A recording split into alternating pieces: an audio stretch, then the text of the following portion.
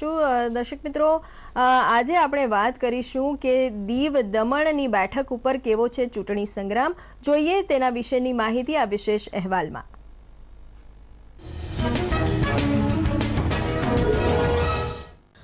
ગુજરાતનો પડોશી પ્રદેશ દીવ અને દમણ એ કેન્દ્ર શાસિત પ્રદેશ છે. વર્ષ 1987 સુધી આ પ્રદેશ ગોવા સાથે સંકળાયેલો હતો.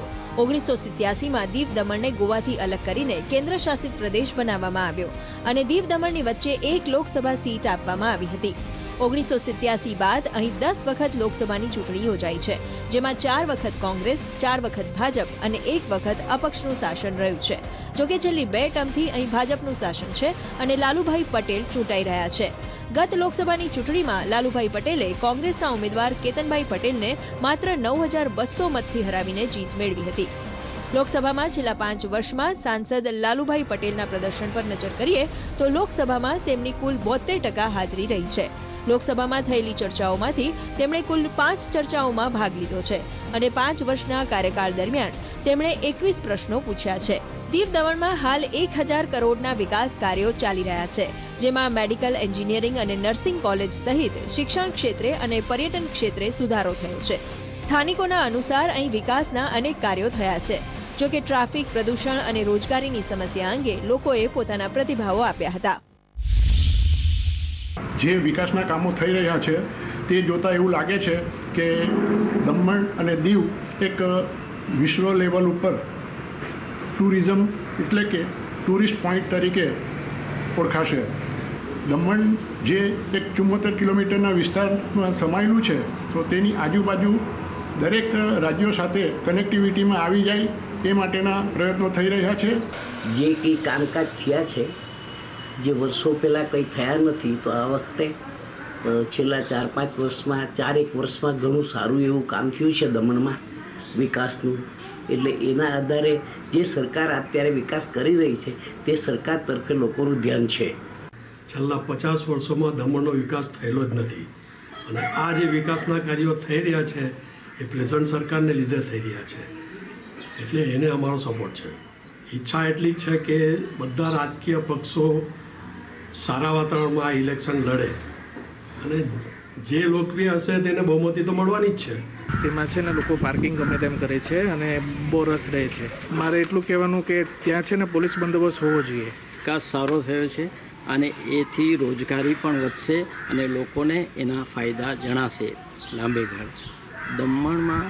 દમણનું જે ભવિષ્ય વિચારે, દમણને વિકાસની દિશામાં આગળ લઈ જાય એવો નેતા આવે તો જ દમણના માટે સારી એ રહે. દીવ દમણમાં આ વખતે લોકસભાની ચૂંટણીમાં ત્રિપાંખીયો જંગ યોજાશે.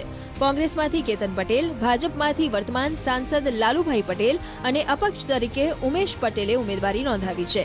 ત્યારે જોવું રહ્યું કે દીવ દમણના 1,19,000 મતદારો કયા ઉમેદવારની પસંદગી કરીને તેને પોતાનો પ્રતિનિધિ બનાવે છે. જનાદેશ ડેસ્ક, દૂરદર્શન સમાચાર, અમદાવાદ.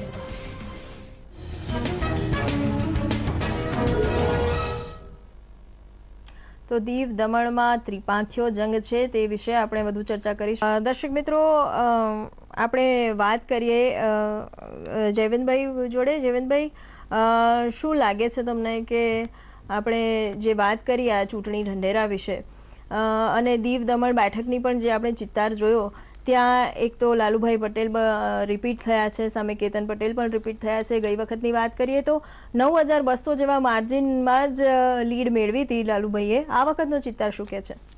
દીવ દમણની બેઠક છે 1987માં અસ્તિત્વમાં આવી અને એ પછી તમે જુઓ તો પહેલી વખત કોંગ્રેસના ઉમેદવાર છે એ જીત્યા હતા.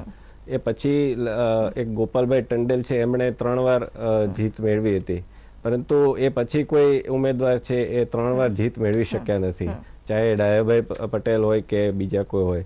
તો આ વખતે એક લાલુભાઈ પટેલ છે એ હેટ્રિક નોંધાવે છે કે કેમ એ જોવું રહ્યું.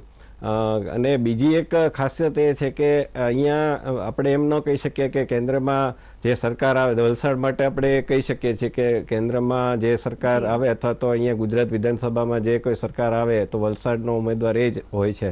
તો દીવ દમણ માટે એવું કહી શકાતું નથી. દાખલા કે 1999માં ભાજપની સરકાર આવી હતી, પણ ત્યાં કોંગ્રેસના ઉમેદવાર જીત્યા હતા.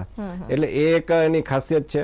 બીજી વાત એ છે કે સામસામેના પ્રશ્નો છે, માછીમારના પ્રશ્નો છે, રોડ રસ્તાના પ્રશ્નો છે, પરંતુ સાથે સાથે ભાજપ માટે કહેવા માટે એક તો દીવ દમણ વચ્ચે હેલિકોપ્ટર સેવા વડાપ્રધાને પોતે જ શરૂ કરી છે, અને એની સાથે સાથે બ્રિજ અને એ બધા વિકાસ કાર્યો છે એ પણ એણે કરવાનો દાવો કર્યો છે. એટલે હવે જનતા ઉપર આધાર રાખે છે કે આમાં મુખ્ય ટક્કર તો બે પક્ષો વચ્ચે જ છે, બાકી તો ઉમેદવારો ઘણા હોઈ શકે છે, પરંતુ મુખ્ય ટક્કર બે પક્ષો વચ્ચે જ રહેશે. જી, ખૂબ ખૂબ આભાર રેવંતભાઈ અમારી સાથે જોડાવા બદલ જનાદેશમાં અને આ માહિતી માટે ખૂબ ખૂબ આભાર. તો દર્શક મિત્રો, દીવ દમણની બેઠક વિશે આપણે વધુ વાત કરીએ અમારા ત્યાંના સંવાદદાતા પ્રદીપ ભાવસાર જોડે. જી પ્રદીપ, દીવ દમણની વાત કરીએ આપણે તો વિકાસના ઘણા કામો થયા છે ત્યાં. મેડિકલ એન્જિનિયરિંગ કોલેજ ખુલી છે, સોલર રૂફટોપનું કામ હોય કે બીજા ટુરિઝમ ડેવલપમેન્ટની વાત હોય, ઘણા વિકાસના કામો થયા છે. પણ આ વખતે જનતાનો મિજાજ કેવો છે અને શું કહે છે જનમત કેવો છે चित्तारती बैठक नो? दमन में चुनावी रंगत जम चुकी है. एक तरफ केतन पटेल है और दूसरे विपक्ष भारतीय जनता पार्टी के लालूभाई पटेल है और तीसरी तरफ अपक्ष उम्मीदवार उमेश पटेल है. उमेश पटेल भी पिछले 2 सालों से चुनाव के अंदर मेहनत कर रहे हैं और एक छोटा क्षेत्र है और वोटिंग भी बहुत कम है, 1,19,000 जितने वोट है.